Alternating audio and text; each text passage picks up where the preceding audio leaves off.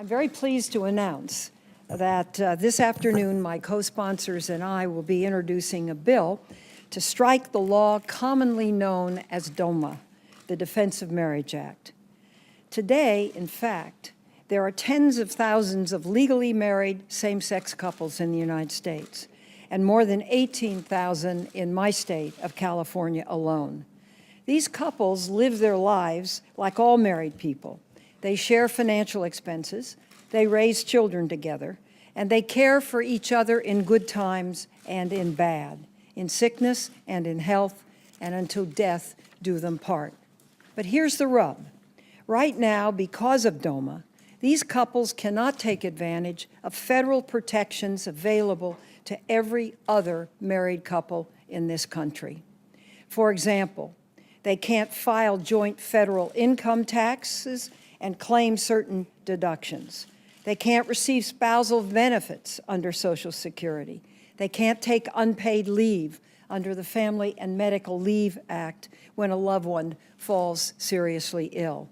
And they can't obtain the protections of the estate tax law when one spouse passes and wants to leave his or her possessions to another. So it's important that we right this wrong.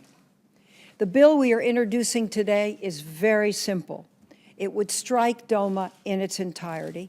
It is the same as the House bill that is introduced this morning.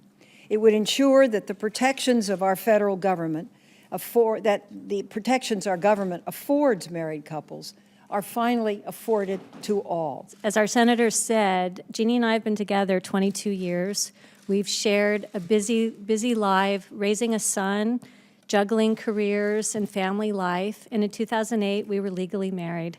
And it was one of the most joyful days of our life. Our love and commitment was celebrated by friends and family around the country. But our marriage didn't provide us the same securities that other marriages provide families. And as we get older and we own a home together and we look at Social Security, we don't have the same ways of protecting each other as we get older. And then we sit and try to figure out our taxes, and we're married in California, but we're single with the federal government. And it's confusing, it's cumbersome, and it's simply unnecessary. And so those are the tangible reasons, but there's the intangible part of my federal government not recognizing my family. I recognize her. The love of my life for 22 years, and as Pali said, raising our son together. And I remember when he said, when you grow up as a little kid, what you want is the right lunch and the right family.